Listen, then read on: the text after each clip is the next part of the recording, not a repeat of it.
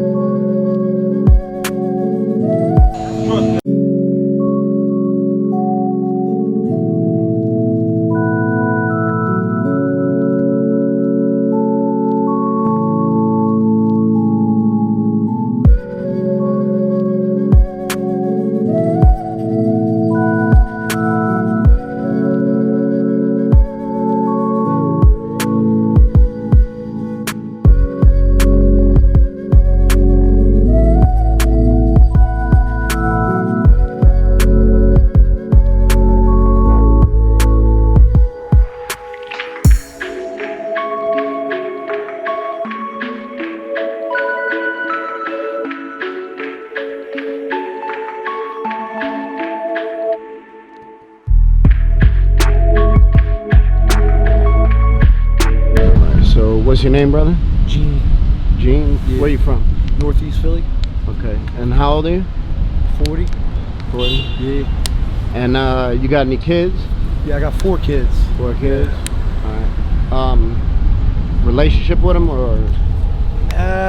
Nah, not too much. My oldest daughter, she's gonna be 21 in June. I haven't been in her life since she was 10, so going on about 11 years now. It's been like no relationship.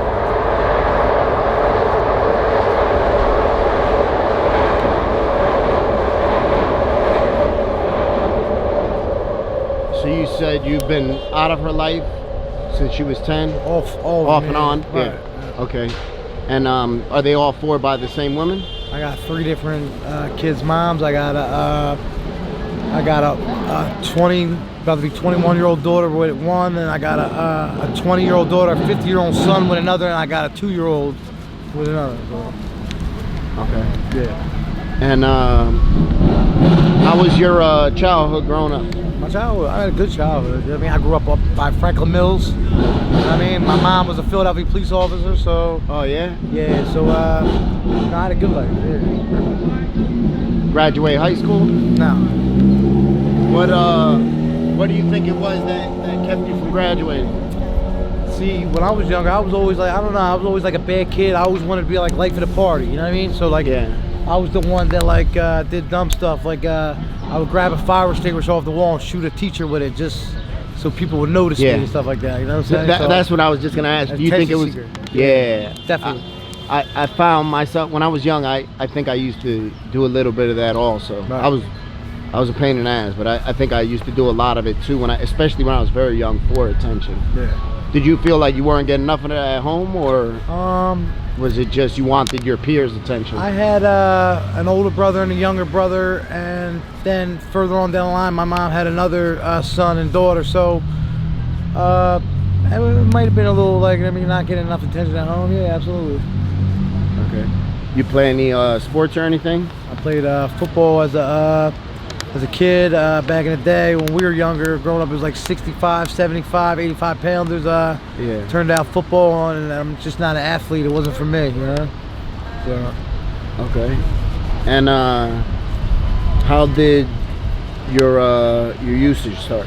I started selling Percocets, and a lot of people were buying them. It was like a big seller, so I happened to try it, and you know, I liked it, so I started taking Percocets, and I went through like the phase and perks, oxys, and then dope. You know what I mean? So like back in our era, that's the way it was. It's not like it is now. Like even like perk 30s and stuff like that. Like kids these days will never know about oxys and stuff like that. It's all perk 30s or dope. You know what I mean? So dope. And how long were you using pills for?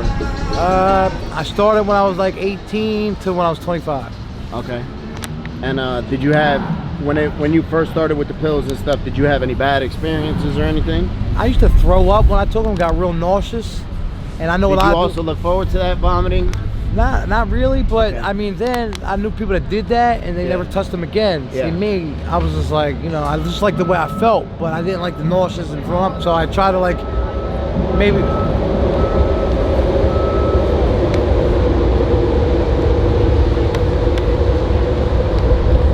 I tried to like find a common denominator now. If I was taking like 3 and I was throwing up, then I would try to take like 2 and see if Okay. I still throw up. And that's how I managed to stop vomiting and getting nauseous, and then it really started going.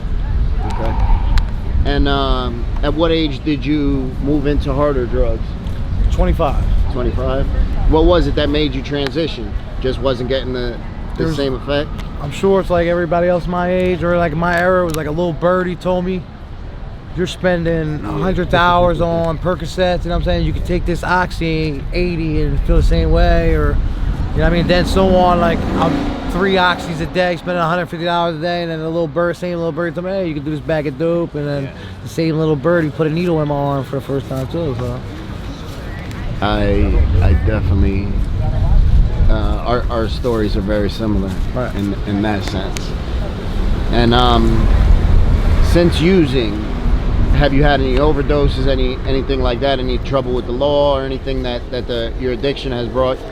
My addiction brings me to jail a lot. That seems like to be the only thing. I mean, I had like 1 or 2 overdoses, not major, but jail seems to be like a second home for me.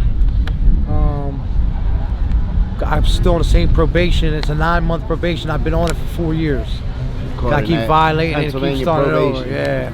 Yeah. So have you, what type of crimes have you been to jail for? I went to jail for an armed robbery when I was 16. Got certified as an adult. Where was that at? In Northeast Philadelphia. It was at a hair salon. It was Okay. yeah, and then just other than that, just simple possessions, getting caught in raids and stuff like that down here. Okay. So what happens when, let's say, a block is raided? What can you explain to the viewers what that process is like? Yeah, well, they make a perimeter, so anywhere you go, they'll get you. Yeah. So they'll wait till you get a couple blocks away so the dealers don't see them grab you. They'll put you in a car, they'll drive you around, round everybody else up, they're cops, and then they'll go back and raid the block with all the addicts in the cars. So when they first started doing it, it made it look like they were ratting, yeah, but that's just their routine. And then they put everybody in one car and they take them to where they take them, the roundhouse. Yep. And literally everybody on the block gets snatched up. Pretty much, yeah. Yeah, I remember seeing back when they used to put the addicts in the car, and I remember I used to be on the other side of it, you know what I mean? And seeing them come and instantly thinking, and then was like, all right, it looks too clear like a setup, you know what I mean? So definitely. something, but unfortunately, you know, that our minds, when we're in that mode, we're instantly thinking, all right, these motherfuckers set us up, Yeah. you know? Then it sucks because you don't get to do the drugs first before you go to jail, you know? Yeah, true. I mean, that's just the way we think, you know? Yeah. And so where are you living down here in Kensington now? Right now, pretty much, I'm bouncing around from Kensington to like Frankfurt, wherever I can rest my head. I had an apartment I was staying at, and I just lost it about 2 weeks ago. So Okay. yeah, but I've been homeless before. In 2010 was the last time I was homeless before now. All right. How long were you homeless back then? About 8-9 months. A little while. Dead middle of winter, bad winter too that year, snow. Living in an abando, and staying in the abando was colder than staying outside. Yeah. So what type of things did you have to deal with when you were homeless then? Where'd you go take a shower and all that type of stuff? Back then they had like St. Francis, you could go take a shower, yep. and then you go there and eat, they serve you and Yeah. stuff like that. But with COVID, everything changed. So Yep. it's a new time, new era now. So Yeah, I remember when COVID first came around, how literally, you know, there was a handful of resources prior, and then literally there was like 1 or 2. right. You know, where Right. everything got. And then even like that's when I relapsed. I had 11 months sober at that time, and meetings shut down, everything Yep, shut down. yep. So like you didn't have you didn't have nowhere to go. Like if you felt like you were going to use, go to a meeting. They say, right? Yeah, there was none. COVID hit. Where are you going to go to a meeting at? So is that right around the time that you relapsed? Yeah, pretty much. Yes. Yeah, Was right. there anything that was going on in your life that you think helped you with your relapse, like to make picking up again easier? Absolutely. Around the same time, I happened to me and my wifey actually happened to I went from a recovery house to we got an apartment around the same time. That March actually the COVID hit, so that helped out too. I'm on my own. I ain't got no rules, so that also played a big part in everything too. What's your favorite childhood memory? My favorite childhood memories, being with my brother, my older brother. My older brother passed away on my birthday 3 years ago. Sorry to hear that. He had multiple sclerosis. He used to be able to walk, and then just slowly caught up to him. And then towards the end, he was in a wheelchair. He shook real bad. My mom lives in Florida. She had to take care of him. And just all the memories with my brother and the things we used to do. See, he would be like going on 42 now, and I'm 40, so we were pretty close in age. So we were younger, we were close. So like just any memories I had with my brother, basically, and just the things I have with my brother, that's what I hold on to. How was that dealing with, your brother? You figure as kids, those are probably like some of our closest relationships. Yeah. Dealing with a brother that you see having to deal with a medical issue like that, knowing that's somebody you love and seeing him slowly, degenerate.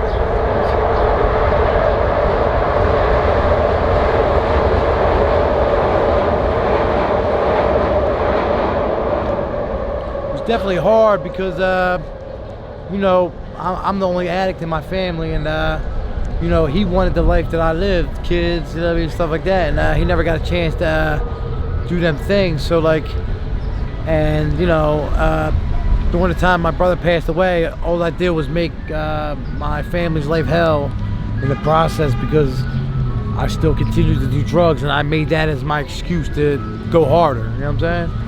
And at the funeral and stuff like that, at the luncheon we had for him, I went there high and I got drunk there, and I don't even drink really, and just use that as my excuse to get fucked That's up. what I was gonna say.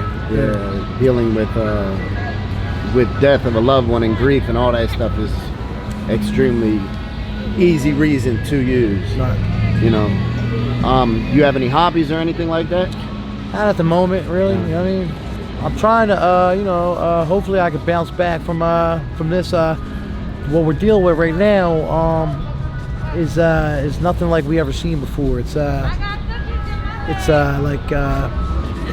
not like even if you don't miss your shot, you're still growing these things on you, these scabs. You know what I mean? They're bad. You know what I'm saying? Like, I just wasn't able to walk for like a week because my ankle was so swollen from that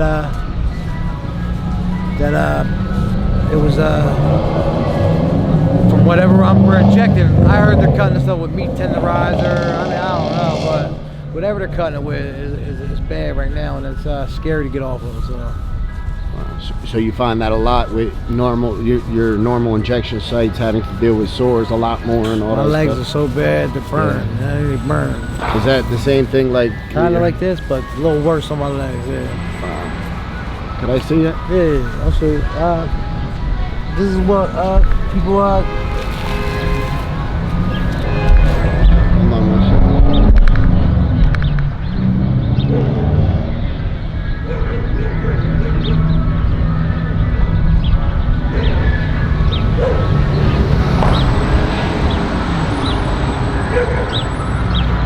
And how do you deal with those wounds right now? Is there anything you're using to treat them or anything like that? I try to take care of them as much as I can, but they're pretty much like the ones that are open, I treat them. The ones that are closed, I mean, there's really not much I can do. They're scabs, so. Yeah, but I try to. All right. Well, do you have any questions for me, brother? I don't have no questions for you, Frank, but you know what I mean, with everything you do around here, man, for everybody, I've been coming down here a long time, I've been seeing you around a long time. You come down every weekend, you know what I'm saying, you make sure we eat, you know what I'm saying, give us socks, stuff like that, you know what I'm saying. I appreciate everything you do for the community, man, and congratulations on your cleaning time, and you're definitely an inspiration to everybody around, man. Keep it up. You know what Thank you, brother. I appreciate that. And if one of us could do it, that means it's possible. So all of us could do it. Absolutely. We just each have to find that point where we just be like, fuck it, I'm tired, and throw our hands up and decide to give ourselves better. Right. You know what I mean? Exactly. So I thank you for, you know, taking a couple minutes to speak with me. I hope everything gets to. Matter of fact, one more thing. Where would you like to see yourself in a year? I like to see myself in a year, the same place I was when I had 11 months sober. An apartment again. You know, having a job and then getting my kids back, and you know, just living a normal life. And I just thought it was time that people kind of hear my story. People, a lot of people know me around here and stuff like that. So, you know what I mean? I feel like it's time, like, you know, just for people to get to know me from another perspective, another point of view. You know what I'm saying? So I appreciate you giving me the opportunity to do that. Yep, I thank you, brother. Yep. And I hope you have a good day, all right?